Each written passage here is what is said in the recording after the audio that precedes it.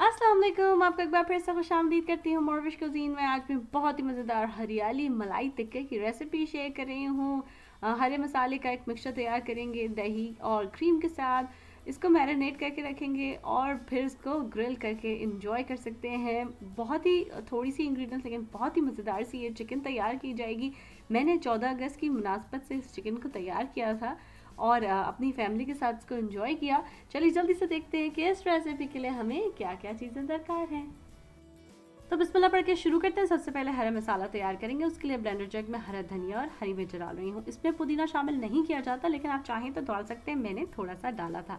फिर लहसुन और अदरक डाल रही हूँ और इसके साथ डाल रही हूँ कच्चे पपीते का पेस्ट। फिर इसके अंदर मैं शामिल कर रही हूँ दही। अब इसके अंदर डालेंगे क्रीम। मैं आज सावर क्रीम इस्तेमाल कर रही हूँ, मगर ये बिल्कुल भी कंपलसरी नहीं है। आप रेगुलर क्रीम डालिए और उसके साथ नींबू इसके अंदर शामिल कर दीजिए। फिर सीजन करी हूँ नमक, काली मिर्च का पाउडर और भुना और कुटा हुआ ज़ीरा और कसूरी मेथी सूखी। फिर इसके अंदर अब मैं डाल रही हूँ सीक्रेट इंग्रेडिएंट येलो मस्टर्ड। ये ऑप्शनल है, मगर इससे टेस्ट बहुत अच्छा इन्हेंस हो जाता है। तमाम चीज़ों को ब्लेंडर अच्छी तरीके से ब्लेंड करके एक पेस्ट तैयार कर लेंगे। अगर आपको मलाई टिक्का नहीं करना तो आप क्रीम को ओमिट भी कर सकते हैं।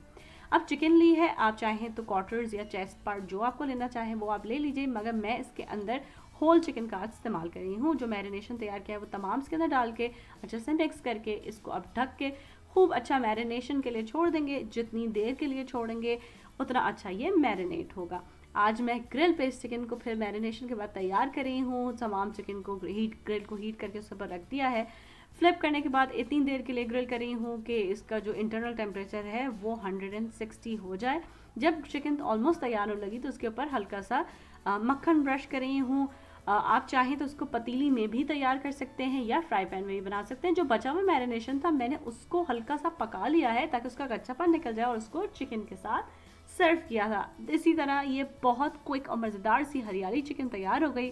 साथ में चटनी, रायता और प्याज के साथ इसको सर्व कीजिए, पराठों के साथ एंजॉय कीजिए। जैसे मैंने कहा कि मैंने ये 14 अगस्त की मुनासबत से बनाई थी, तो इसके साथ मटर पुलाव और बनाना पुडिंग तैयार की थी, जिसकी रेसिपी मैं बहुत जल्द आप लोगों के साथ शेयर करने वाली हूँ। अगर आप भी इस रेसिपी को अपने पास ट्राई करें तो प्लीज़ मुझे ज़रूर बताइए कि ये आपके पास कैसी बनी।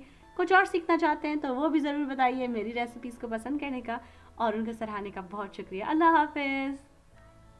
अगर आपको ये रेसिपी अच्छी लगी तो इन लिंक्स पे ज़रूर क्लिक कीजिए ऐसी और बहुत सी मज़ेदार रेसिपीज़ के लिए।